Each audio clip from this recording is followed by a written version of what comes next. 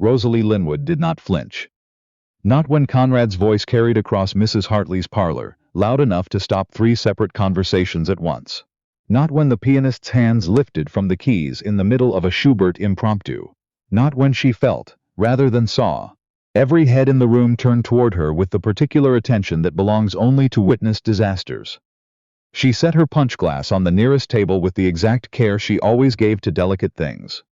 She smoothed the front of her silk gown, the blue one, the one she'd chosen because Conrad had once said the color suited her, back when he was still saying things that weren't corrections.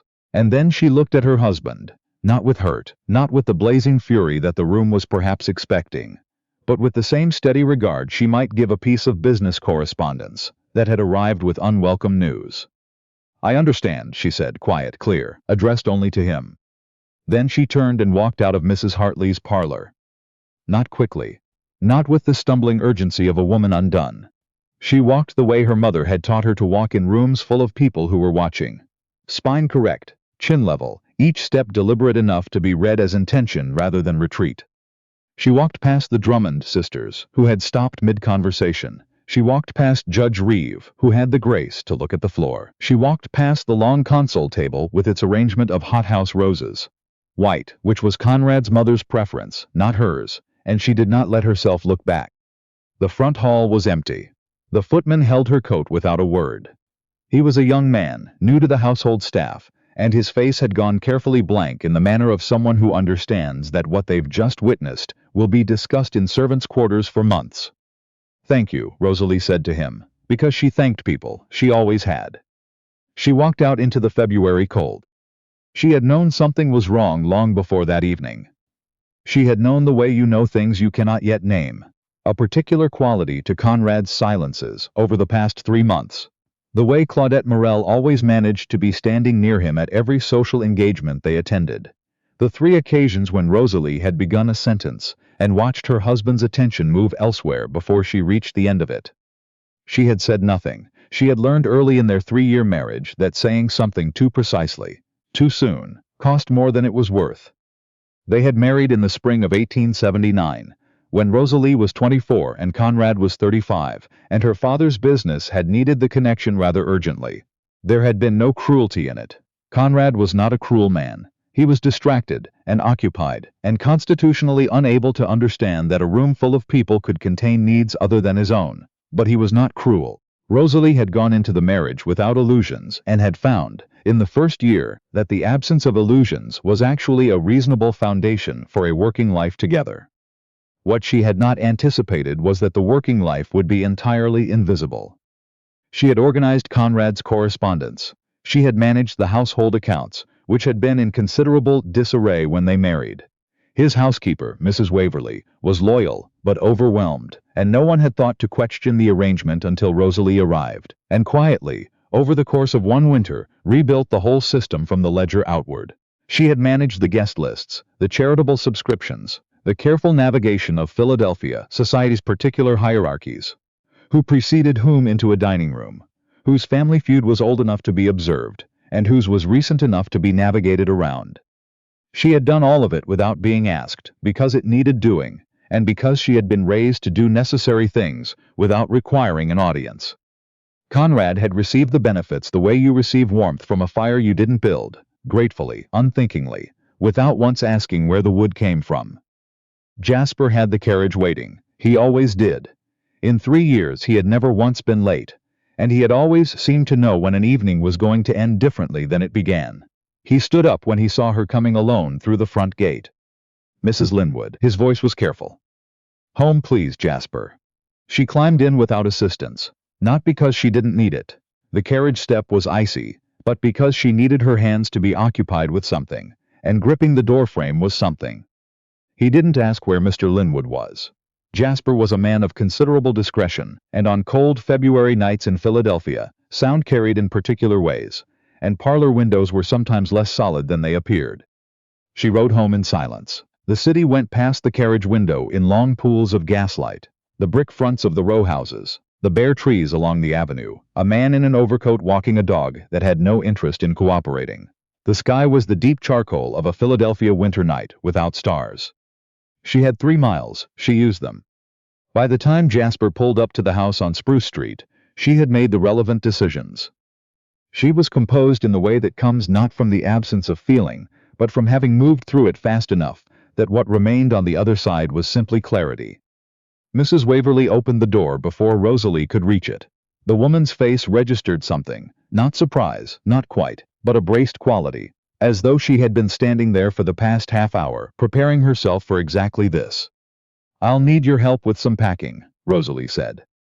They worked for 2 hours.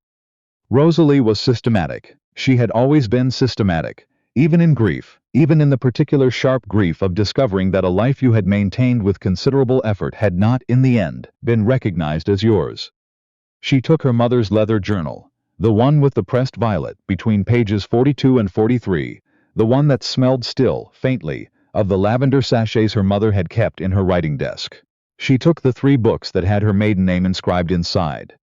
Carver, in her own handwriting, which she had put there deliberately when she moved in, because even then some part of her had understood the importance of marking what belonged to her.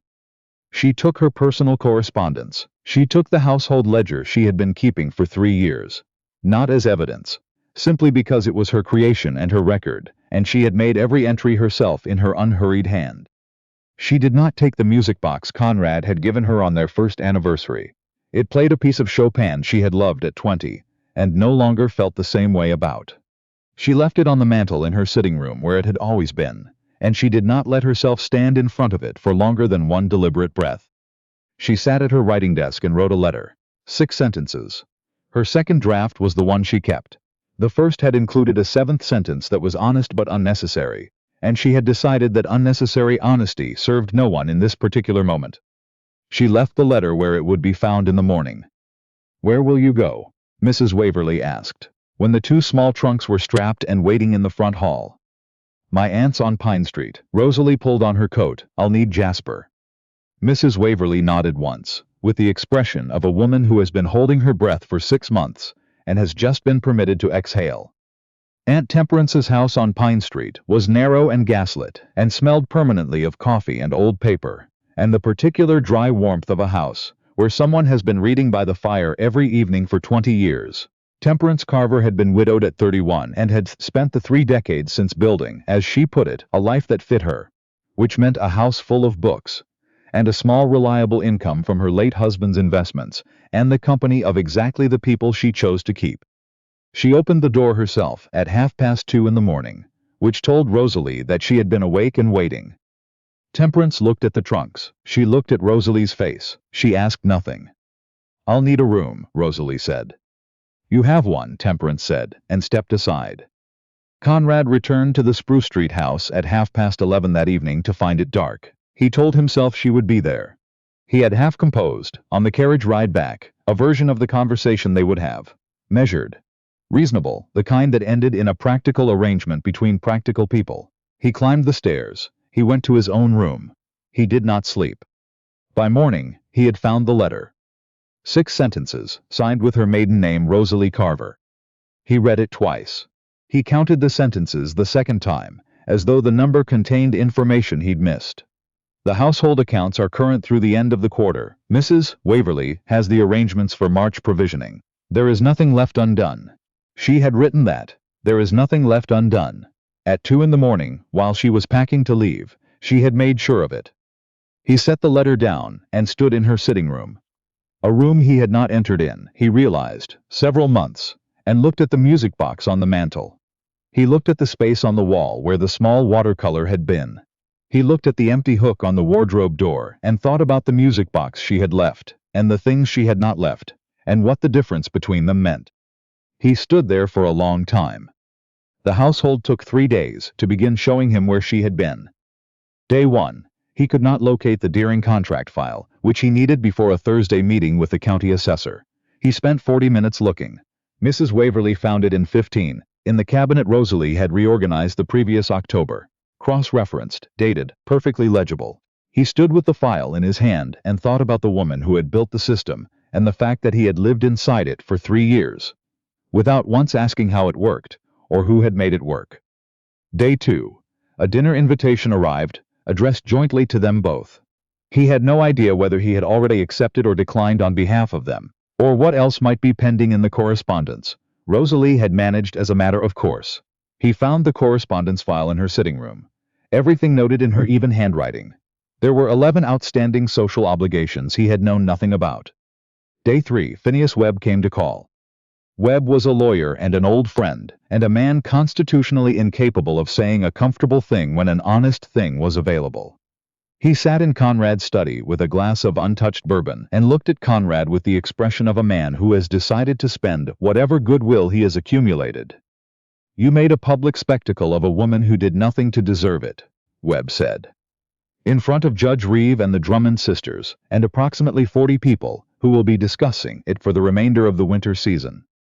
Conrad said nothing. "I'm hearing things," Webb said, "about what you were told, about a letter she supposedly wrote to." "I know what I was told," Conrad said. "Did you ask her about it?" A silence that lasted 1 second too long. "No," Conrad said. Webb looked at him steadily. "You had 3 years of evidence of what kind of woman she was. You had one piece of gossip from a source that had reasons to want your marriage over, and you chose the gossip." He picked up his glass, held it, set it back down. "I've known you 15 years, Conrad. That is not the worst thing you've ever done, but it might be the most expensive." He left without finishing the bourbon. On the 4th day, Claudette Morel came to call. She came with the particular warmth of a woman who believes she has won, arranging her expression into the sympathetic concern of someone paying a duty visit. Conrad let her speak for several minutes. He watched her. He was looking for something he had missed before, not out of vindictiveness, but because Phineas Webb's question was still sitting in his chest. "Did you ask her?" He had not asked her. He had taken what Claudette told him and held it against 3 years of contrary evidence and chosen the new information, because the new information had given him a reason to do something he had wanted to do without quite knowing he wanted it. That last part was the uncomfortable part. He sat with it now. "I want to understand something," he said. "The letter you told me about. The one Rosalie supposedly wrote to a man she'd known before our marriage." Claudette's expression shifted slightly. "I told you what I'd heard." "From whom?" She named a woman who was a cousin of her own companion, who had supposedly heard it from someone at a gathering in Germantown. Conrad listened to the chain of inference without expression. When she finished, he counted the links silently. There were 5. Not one of them had actually seen anything. "I see," he said. Claudette tried a different expression. Something more direct, the calculation dropping out of it. "I thought you weren't happy," she said, "with the marriage." "I wasn't," Conrad said, "but those are facts I could have arrived at myself, and what I did with them was wrong." He looked at her steadily. "I'd ask that you not call here again." She left 10 minutes later. He did not follow her to the door. Rosalie had been at Temperance's house for 9 days, when she understood that she had been wrong about something. Not about leaving. She was not wrong about leaving, but about silence. She had been quiet in that marriage, carefully, deliberately quiet. She had learned Conrad's patterns and assembled herself around them with the patience of a woman who has been told, in 100 small ways, that her observations are a variable cost that can be reduced as needed. She had not said anything about Claudette Morel. She had not said anything about the evenings when she'd started a sentence and watched his attention leave before she finished it. She had packaged everything into careful silence, because she had believed that silence was safe. It was not safe. She had learned that at considerable cost. Temperance was the one who said it plainly, as Temperance said most things. They were sitting in the back parlor one evening, Rosalie with her tea, and the familiar discomfort of turning something over that she was not yet ready to resolve. Temperance with the mending she did every evening in the good lamplight. "Your mother was quiet too," Temperance said without looking up. She thought it kept things smooth. It did keep things smooth. It also meant no one ever knew what she actually thought about anything, and people felt free to decide for her. Rosalie looked at her. "Is that what happened to me?" "A version of it." Temperance's needle moved steadily. "Silence isn't protection, Rosalie. It's just empty space. People fill it with whatever suits them." Una Dwyer came to Temperance's house on the 5th morning, sent by the Irish family who lived in the row house next door. She was 13, serious-faced and watchful, and she had heard, from her mother, who had heard from Temperance, that the woman staying in the spare room gave music lessons. Una could not pay. She said this at the door with the directness of someone who has found that honesty wastes less time than optimism. Could she perhaps listen? She could be very quiet. She was often very quiet. People said so. Rosalie looked at her for a moment. Then she stepped aside. "Come in," she said. "We'll start with the scale." By the second week, Una was working through a simple piece of sheet music with the focus of a person who has decided that this is worth every bit of effort it costs. She made mistakes and corrected them herself, which Rosalie found more promising than a student who waited to be corrected, and she asked questions. Good ones, specific ones, in the manner of someone who wanted to understand the thing rather than merely perform it. Rosalie taught her and found, each morning, that the teaching was the most solid part of her day. More solid than the uncertainty about her name in society. More solid than the discomfort of not knowing what came next. She was good at this. She had always been good at this kind of careful, patient attention. It was what she had been doing inside Conrad's household for 3 years, and it had felt like water poured into sand. Out here, on the upright piano in Temperance's back parlor, something remained. The rumors reached her through a neighbor who came to call on Temperance, and was too honest not to mention what she'd heard.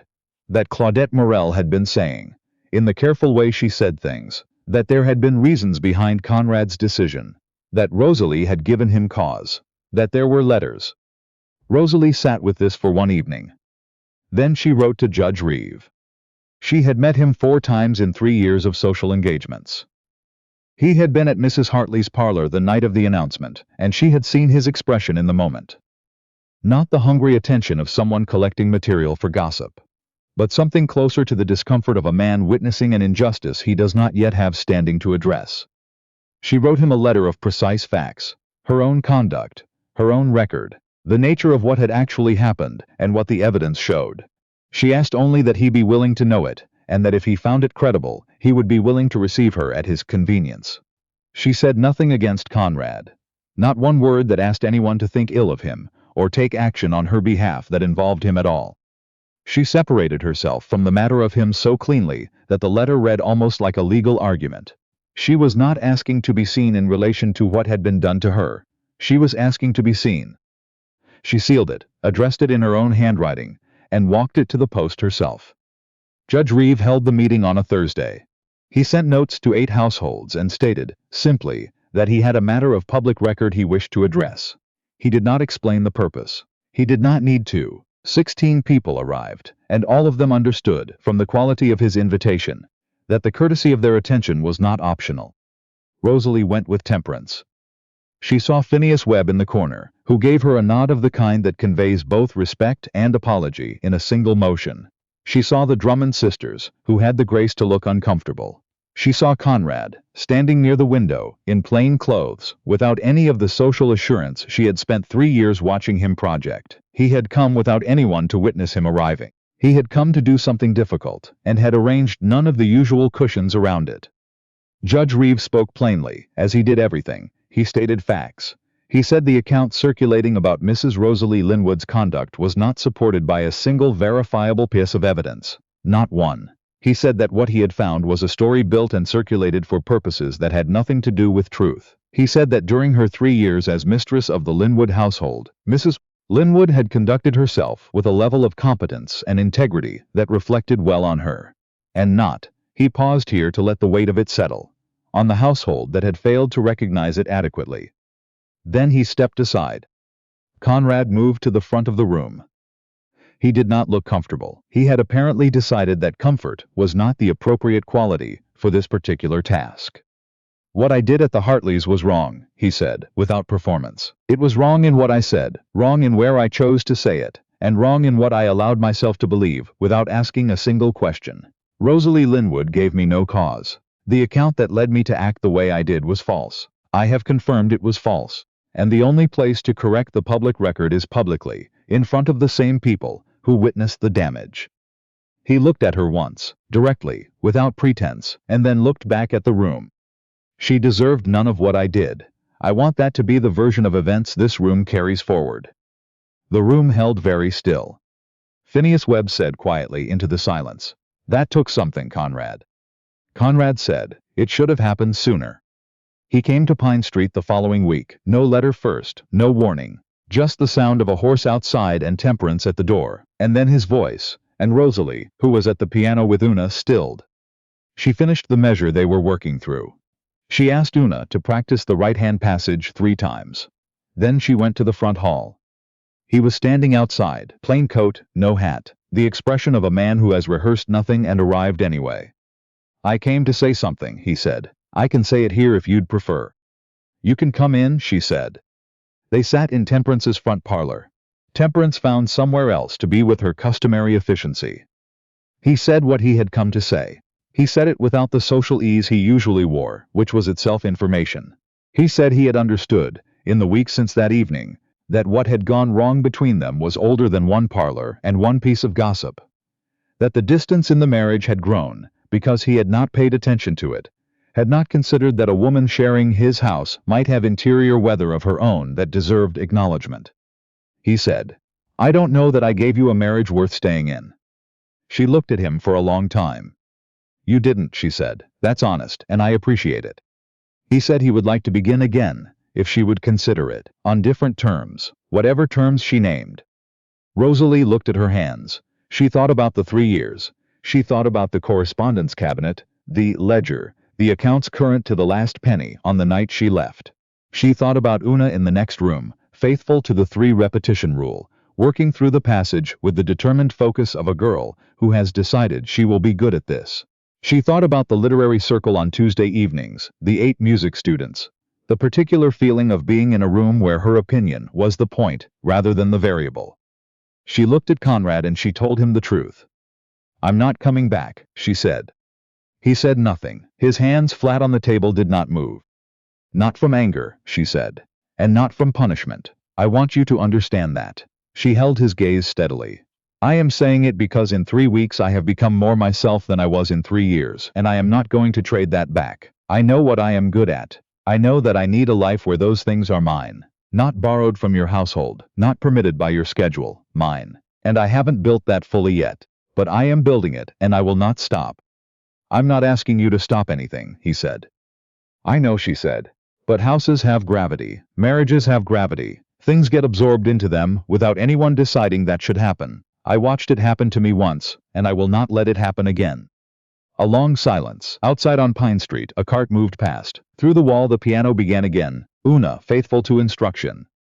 "What you said at Judge Reeves'," Rosalie said. "That was the right thing. I want you to know I heard it."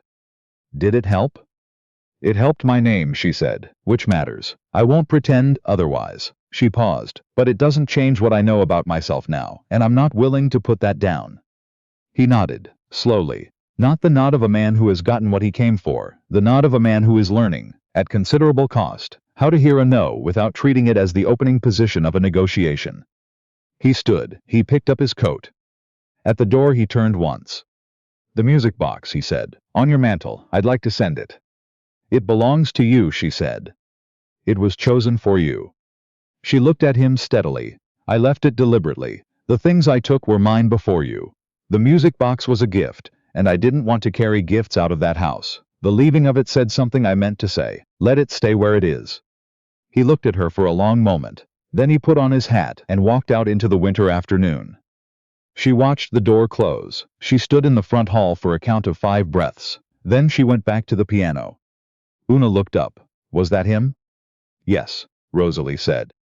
Una considered this with the frank seriousness of a 13-year-old who has decided she is old enough to receive true information. "Is he coming back?"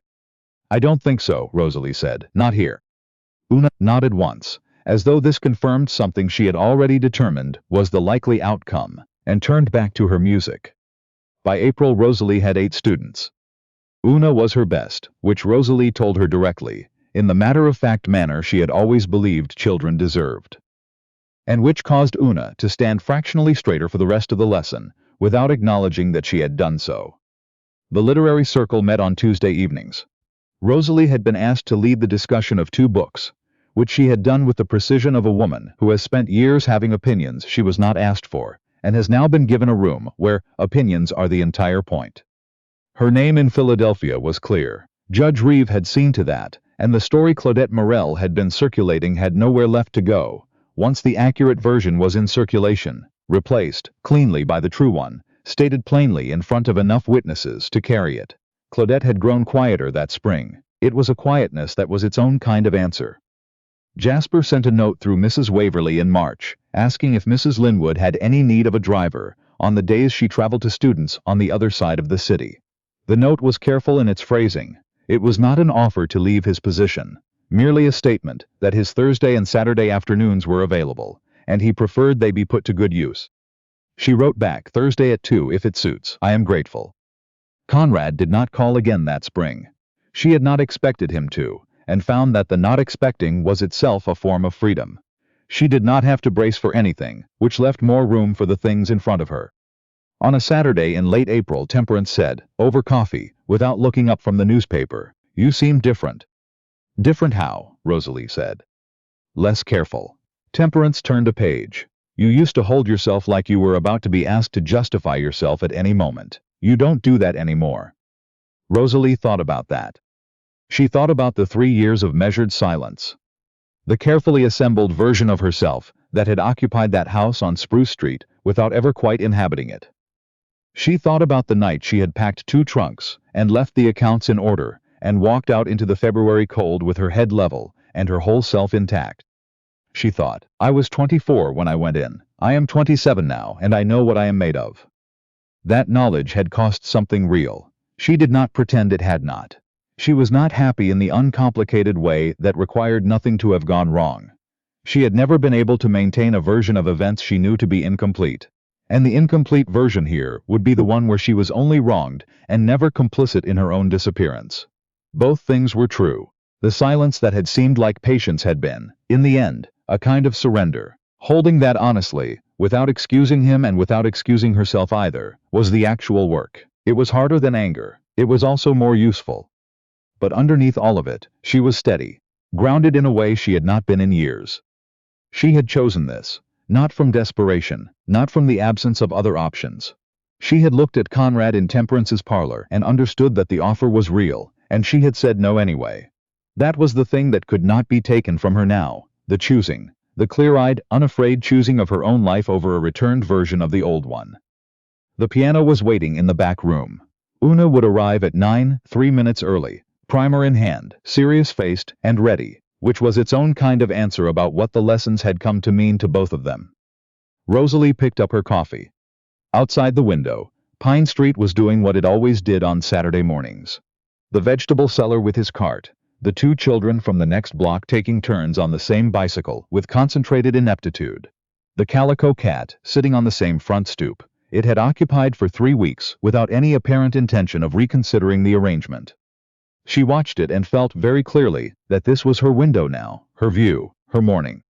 She had not known when she walked out of Mrs. Hartley's parlor, with her spine straight and her face composed and her punch glass set down with exact care, that this was what she was walking toward. She had known only that she was walking toward something that was hers, and that whatever it turned out to be, she intended to find it. She had found it. A narrow house on Pine Street, smelling of coffee and old books. A 13-year-old girl who showed up 3 minutes early with a serious face and learned faster every week. A room of women on Tuesday evenings who wanted to know what she thought. A window that was hers to look out of, a morning that was hers to fill, a name that was clean and whole and answered to no one's accounting but her own. Rosalie Carver Linwood, both names, neither one swallowed by the other. Una arrived at 9, exactly as expected, primer in hand, already knowing which measure she wanted to work on first. Rosalie opened the door. The February that had broken everything was gone. The April light came in past the bare-branched elm on the sidewalk and lay across the floorboards in long warm lines. "Come in," she said. "Let's start at the beginning of the second piece." Una came in, and the morning began, and Rosalie Linwood sat down at the piano in the narrow house she had chosen for herself and played the opening notes without hesitation, clear, unhurried, and exactly right.